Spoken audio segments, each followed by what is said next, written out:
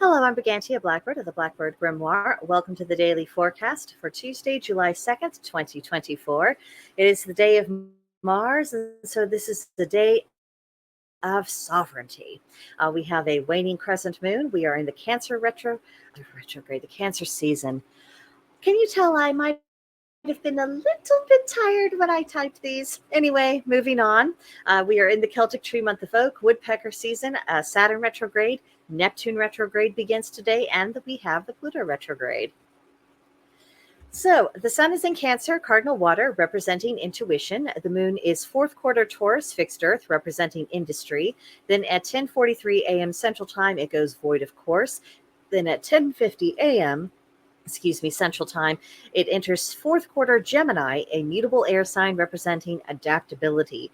Mercury is in Cancer, cardinal water, representing hominess. Then at 7:50 a.m. Central Time, Mercury enters Leo, fixed fire sign representing ideals. So expect to feel a shift in people's communication styles. It's going to be a lot less introverted and it's a lot more extroverted. And wouldn't it be pretty or wonderful or awesome if we did this? And, just a lot more full speed of head and, with glitter. That's probably the best description I can give you. Then Venus is in Cancer, cardinal water sign representing frugality. Mars is in Taurus, fixed earth representing practicality. Jupiter is in Gemini, mutable air representing questing. Saturn is retrograding in Pisces, mutable water, meaning to redefine dreams. Uranus is in Taurus, fixed earth representing renovation. And now for good old Neptune. Neptune begins the day in Pisces, mutable water, representing imagination. And then at 5:40 a.m. Central Time, which by the time this posts on YouTube, we will already be in the retrograde. It is retrograding in Pisces, mutable water, and it represents spiritual awakenings. So expect some interesting earthquakes during this period, or at least the potential for them. And then Pluto is retrograding in Aquarius, fixed air, meaning the need to examine intentions. So we have finally reached the point of year where the retrograde reminders require their own slide. So here we go. For the Saturn retrograde, it's reevaluate your goals, reconsider commitments, reclaim authority. Then for Neptune retrograde, reimagine dreams, reclaim a sense of mystery, reclaim faith and magic.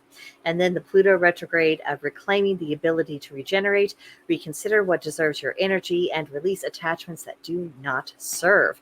So you might be noticing a bit of a theme here, as well as some rather pretty graphics. I do love the graphics that Canva has for some of the planets. It makes them look so pretty. Now for our moon phase, the waning crescent still, so we are purging, resting, and meditating. We are getting the gunk out of our systems. For the Gemini moon, remember to do socialize, do network, do teach. Don't get caught in unventilated spaces. Don't get trapped in slow communication, and don't get lost in distractions. So, for the day of Mars, it is just as well that Mars is in hardworking Taurus because Saturn, Neptune, and Pluto are retrograding, and they are creating quite the upset in the status quo. And I think once you get into not only the keywords that we have on the astrology page, but for the retrograde reminders of how to use this, it is all about changing things, taking a closer look. So I think there's going to be a lot of people who are feeling this urge to really rethink their worldview and just kind of go back to the basics of, okay, why do I think what I am thinking? Does this measure up to reality? Do I need to make adjustments? Have I not taken proper information into account? All of that is on the horizon for a lot of people and, possibly you who are watching this. Now, because these are outer planets, they tend to have kind of this broader overarching society-wide effect, and you may or may not necessarily be feeling that as an individual. And of course, if you have any of your natal signs, if they are in the signs that they're retrograding in, and especially if your natal chart, if you were in the sign that they were retrograding in, and it was retrograding at the time of your birth, you're probably feeling an extra oomph of this. But don't worry, we will all get through this together. Whatever challenges do come your way with all of this, face them head on. Don't hide from these issues. Do not be afraid where questions might lead you. I mean, we're pagans around here. We can go all the way back to rebuild and that's okay. So don't be afraid. Don't be afraid to rethink everything, question everything, challenge everything. It's all fine. And in fact, it might be just the balm that you need. We're going to be facing a lot of stuff in the coming years. So take these opportunities of these retrogrades to re examine the very foundations of your faith and see if you are okay. And if you aren't okay, then just work at it. Work up and build up your own spiritual strength. That's what these retrogrades are really for. Now, for today's tarot, we have the Five of Swords. Its keywords are degradation, destruction, reversal, infamy, dishonor, loss.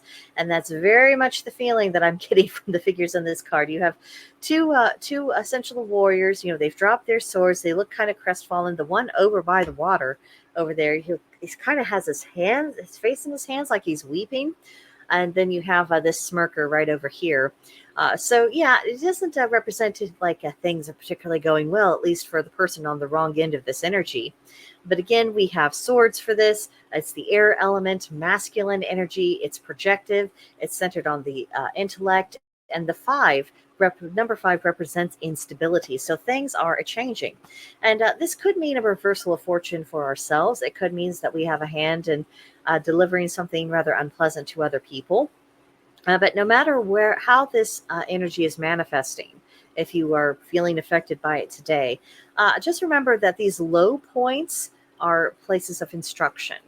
They're places that if things hadn't gone wrong, you might not have reconsidered your premises.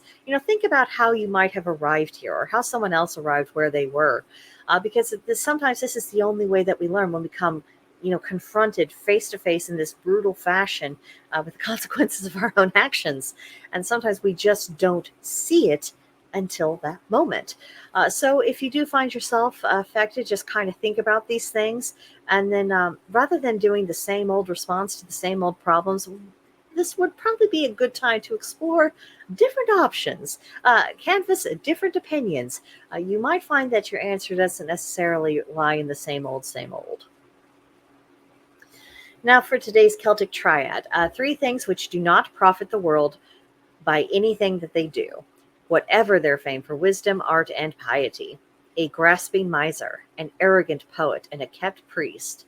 So no matter what these people do, they are not bringing the world anything good. So this is the miser, a bad poet, an arrogant poet, at least in the kept priest. You're finding that we're not saying a lot of nice things about kept priests these days. So grasping misers, they never really truly attain wealth, do they?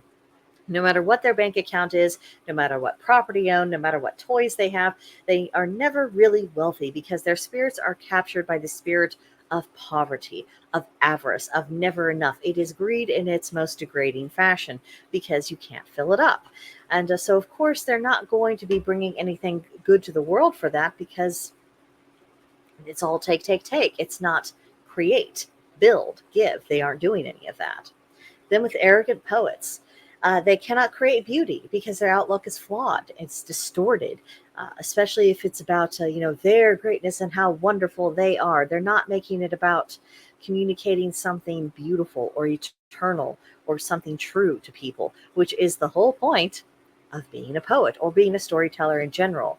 I think a lot of people in Hollywood could take a few lessons from this particular triad, because when they put out trash, which so many of them do, when they are putting out things that are about essentially indoctrination and imposing their own particular views, they are not telling good stories. People would forgive a lot of stuff if they were just telling a good story with interesting characters. When it's just about their messages, that is arrogance. That's saying, you don't believe what I want you to believe, so I'm going to preach at you until you do. Well, that doesn't work very well. It just pisses people off. That's a good lesson for proselytizers, whether they're coming in the form of Hollywood or coming in the form of religious leaders. It doesn't go well. They are not bringing anything good to the world by doing that. And then kept priests.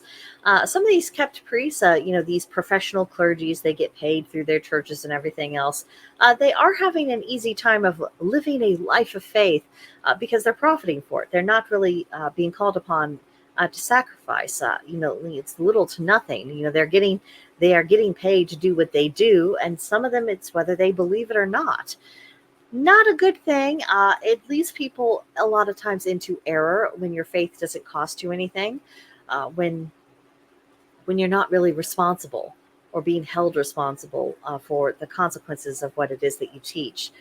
Not good things. I think it's pretty obvious about why our ancestors didn't care for that. Let's see. Next up, we have our magical intention, which is balance. For this, we have the color gray, the plant ivy, the animal is the spider, the spider on the web. I think that really beautifully ex- um, illustrates the idea of balance, as does ivy, because ivy, they'll find the smallest little thing to cling to, and yet it's enough to support the whole plant and to grow upward. So that's balance. And then the crystal is the smoky quartz. So, what aspect of your life is the most out of balance? And I know we don't necessarily like to think about this because all of us, we try really hard. We work at being balanced, we do our best, and sometimes the aspects of ourselves that are out of balance or out of order in some way, we don't want to look at it. We don't want to deal with it. I don't feel like it. It's not fun. But it isn't really a question of fun, is it? It's a question about restoring that balance, because even though it seems sometimes very difficult and nigh impossible to deal with aspects of ourselves that are out of whack, the consequences of allowing them to continue to be out of whack, because they'll get worse and worse and worse, those consequences will gradually become more dire for us. So if you've been needing a little nudge to just buckle down and do the work that you personally need to do, you're welcome. I understand if you want to throw tomatoes at me. I, Sometimes when I prepare these things, a lot of these things, I'm like, oh, time to look in that old mirror and contemplate my personal shortcomings. That's going to be real fun. I'm in the same boat as you guys. I'm definitely not talking from on high. We are all suffering this nagging together.